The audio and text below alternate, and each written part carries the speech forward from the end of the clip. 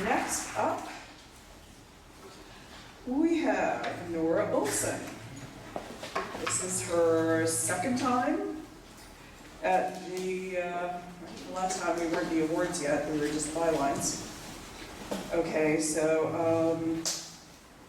Nora Olsen is the author of the YA novels Frenemy of the People, Swans and Clans, and The End, 5 Queer Kids Save the World. That was the one she read last time.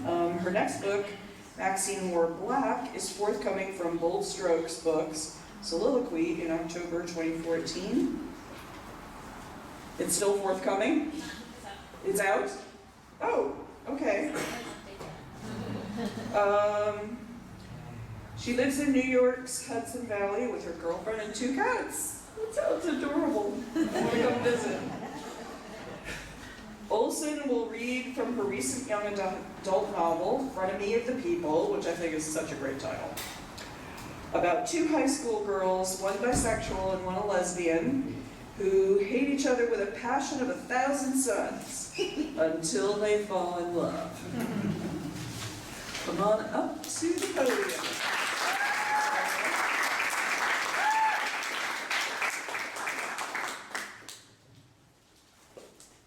I'm not going to explain anything. It's really obvious. You'll just understand what's going on. What that girl Lexi said really bothered me. I knew she was just being mean-spirited and trying to hurt me, even though I was reaching out to her. She's just like that, all sour and bitter, every second, for no reason. But what she said was nagging at me, the part about how did I really know I was bi if I hadn't even kissed a girl. I thought I would like kissing a girl, but what if I was wrong? What if it wasn't like I imagined? Like I thought I would love the Great American Scream Machine at Six Flags, but actually, I hated it and I threw up. In the souvenir picture, which was taken right after the first loop where you go upside down, you can even see the puke starting to come out of my mouth, a thin stream of it. My best friend was so amused, she bought the picture as a keychain, even though it was seriously overpriced. I worried about this the whole drive home after school. The kissing thing, not the puking thing. Although, when you think about it, it's the same mouth you puke with as you kiss with, which is gross. Okay, so then we have a part where she takes her sister to dance class, and I would love to read it to you because it's amazing, but you know, we're short on time here, so I'm gonna skip ahead a little bit.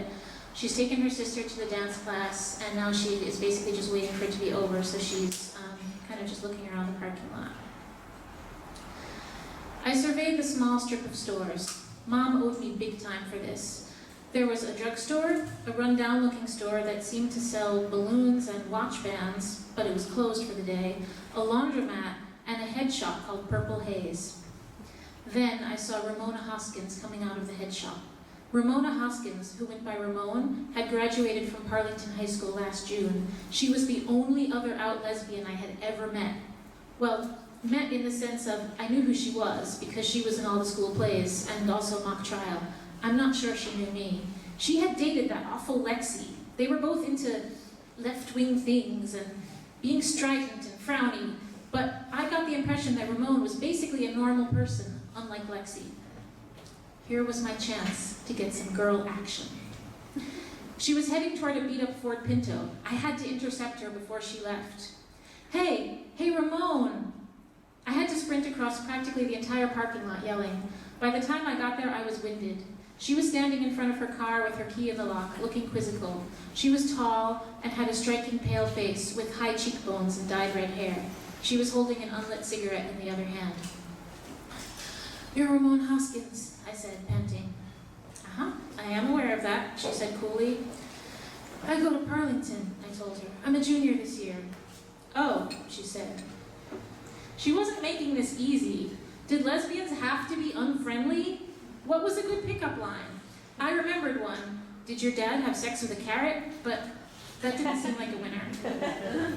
You have beautiful eyes, I told her. Did she? They were okay. Was your father a thief who stole stars from the sky? What? She said, narrowing her supposedly star-like eyes. She opened the door of her Pinto. No, wait. That was supposed to be a pickup line? But I think I got it wrong, I said hurriedly. I was just wondering if you'd like to go out with me. She smiled and looked more pleasant. That is really sweet, and you are totally adorable, but I'm actually leaving for college in like 4 hours. My parents are driving me. I should have been there already for orientation, but I had a bad asthma attack. Peter Tosh says marijuana is good for asthma, so I decided to buy some supplies that I don't know if you can get in Norton, Massachusetts. I didn't understand how inhaling smoke of any kind could be good for asthma, but I put that thought aside. Well, maybe I can just give you a kiss then, I blurted out. A goodbye kiss? She laughed and slammed the car door shut. Am I even awake? She asked herself. Then she took 3 steps over to me and kissed me on the lips. I knew right away I was totally bisexual. It felt completely different from kissing Slobber and Robert. I don't know if it's a boy-girl thing or if everyone just kisses differently.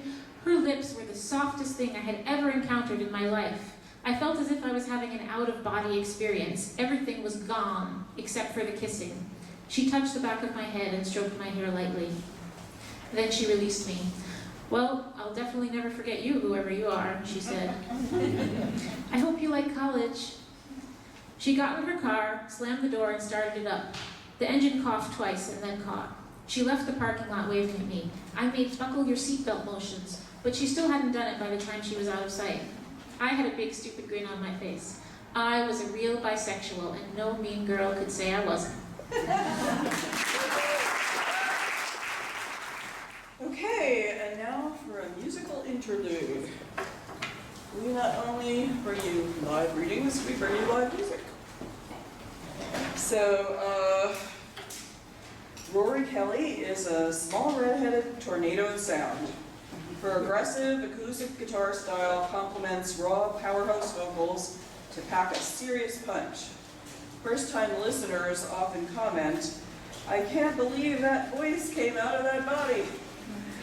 The singer-songwriter has been compared to Alanis Morissette and Janis Joplin for her catchy, melodic songwriting style and raw vocal power.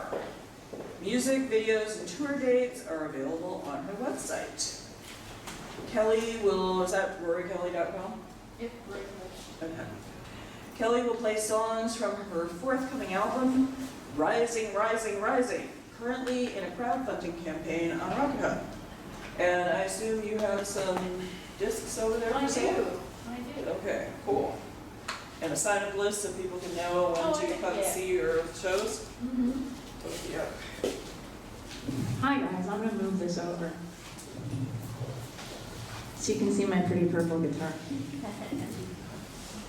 So, I'm a singer-songwriter. I am also starting a movement called Songs to Start a Fire. Songs to Start a Fire is 1 part concert series, 1 part empowerment ritual. It is aimed at empowering the queer community and women and marginalized people everywhere, because there are too many of us. So I'm doing a mini Songs to Start a Fire tonight. I'm going to be up here a couple more times. And so we're doing something a little different today. My first song is about walking away from something really gross. Apparently, I learned this the hard way. People on Craigslist who offer to help you with your music career aren't always super nice. So this is a song about how I learned that and then how I walked away from it. And what we're going to do, this is going to be a ritual for whatever you guys need to walk away from in your life. So I want you to do a little bit of visualization with me. You can close your eyes or not, as you like. And I want you to think about whatever it is in your life that you may want to steer clear of and let go of in the future. I want to play this song about walking away. And as I get towards the end, I want you to picture that thing in your life that you want to get away from. And do what you gotta do. Ball it up, throw it in the trash, toss it off a mountain, beat it up, whatever feels good. You know, whatever feels right. It's in your head. We won't know if you do anything illegal. And then we'll move on to more positive stuff the next time I'm up here. This song is called American Daydream. This American daydream wrapped me up in gauze and paint. Give me a relapse that I like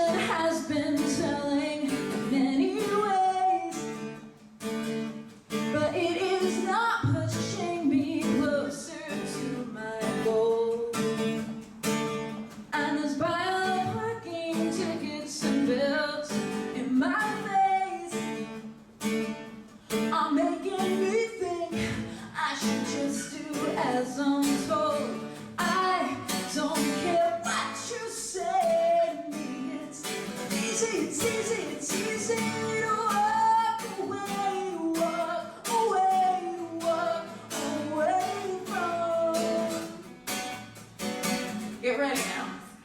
Get ready to throw that thing in the trash, push it off the mountain, do whatever's coming.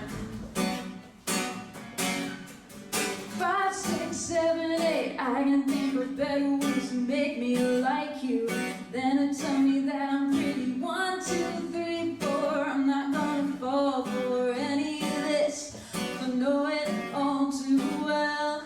These American bad boys thought they got one over on me. They come with red Sharpies to make editor's marks on my body. I don't care what you say to me. It's easy, it's easy to walk away, walk away, walk away from. I don't care what you say to me. It's easy, it's easy, it's easy.